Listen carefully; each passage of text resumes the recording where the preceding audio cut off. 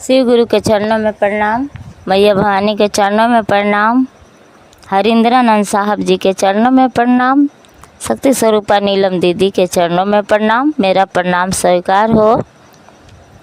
धरती स्थल पर बैठल बनी धरती मैया को भी प्रणाम, हमार प्रणाम स्वीकार हो। सत्यम शिवम सुंदरम चैनल के गुरु बहना लोग देखतन जा, आप लोग को भी हम पैर छू कर प्रणाम करतनी, हार्दिक अभिनंदन करतनी। आप लोग के प्रणाम हमार स्वीकार रहे और वीडियो के देखत रहें जा। कुछ गलती होई कमेंट में बोल देव जा कि अपना गलती के सुधारा, तो हम सुधारे खातिर तैयार बनी और कमेंट में शेयर लाइक ज़रूर करब जा। एक हम भजन देतनी गुरु जी पर, कैसे शिष्या अपना भाई के अपना परिवार पर गुरु जी से कैसे निहोरा करतली कि हमार शिष्या सब बचा सब सुखी रहे, सब हंसत रहे और गुरु जी के शरण में गिरल रहे, गुरु जी पर आस लगौले रहे। का कहतली शिष्या, सुनी जा गुरु बहना लोग। गुरु जी ध्यान रखी हा, पहरेदार रखी हा, गुरु जी कौनो आवे नया फत विपतिया, गुरु जी हो कौनो आवे नया फत विपतिया, गुरु जी बड़ी मुश्किल से गुरुजी पौले बानी 3 सूत्र, बड़ी मुश्किल से गुरुजी पौले बानी 3 सूत्र।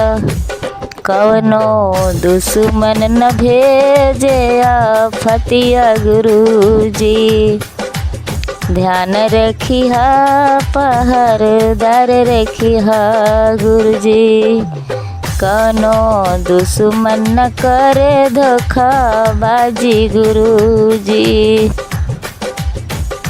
हे गुरुजी बड़ावा चलावे, गुरुजी बनावा चलावे, दयावा क संगे करिह अमृत बाड़ी, गुरुजी दयावा के संगे कई दीह तू आकाश बाड़ी, गुरुजी कौनो होके नया सनया फतिया, गुरुजी कौनो आवे नया फत विपतिया, गुरुजी आप त रहल बानी जन जन के दुख हरता, गुरुजी भइल आप गुरु बन के आइल बानी धरती पर, गुरुजी रक्षा करता, गुरुजी याद रखी हा, गुरुजी ध्यान रखी हा, कौनो आवे न मुश्किल विपतिया, गुरुजी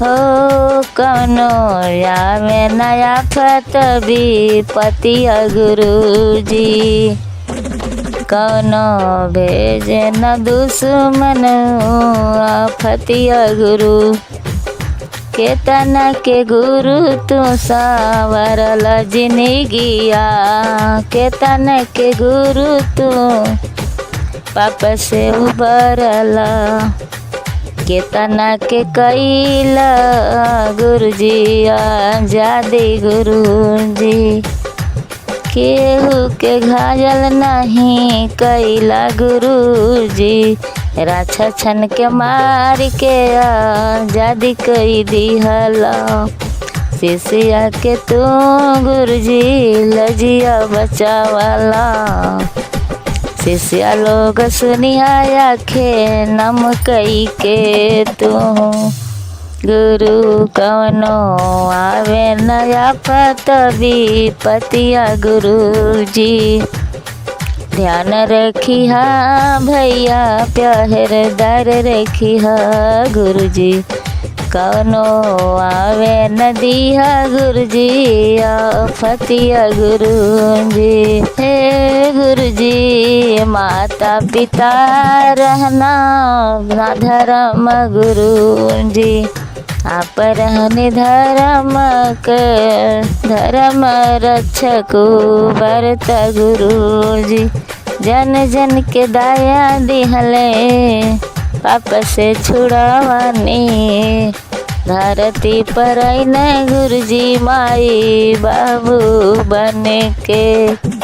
केतना के गुरुजी दुख से उबरने। केतना के कई देने आजाद गुरुजी। हे गुरुजी तीन सूत्र दिहले तुम आप रक्षा करता गुरुजी। ध्यान रखिया गुरुजी पहरेदार रखिया। कौन भैयन पर आवे नदी आया फतिया गुरुजी। कौनो दुश्मन न करे हाँ मलावा गुरुजी।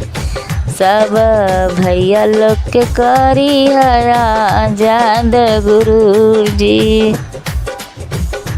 आपस में प्रेम बढ़ाईनी गुरुजी।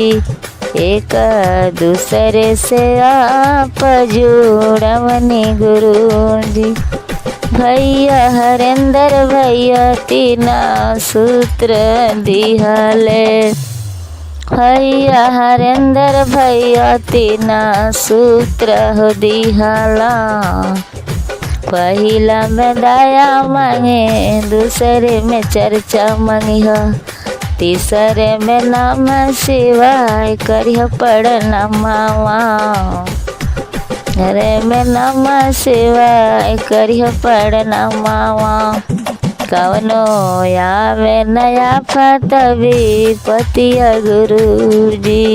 आपत है धरती पर के आप रक्षक करता गुरुजी। आइल बनी धरती पर माता पिता जी बने के। जैसे गुरुजी सीता मैया के दुख हरनी। सबसे बड़ी हरनी परेशानी गुरुजी।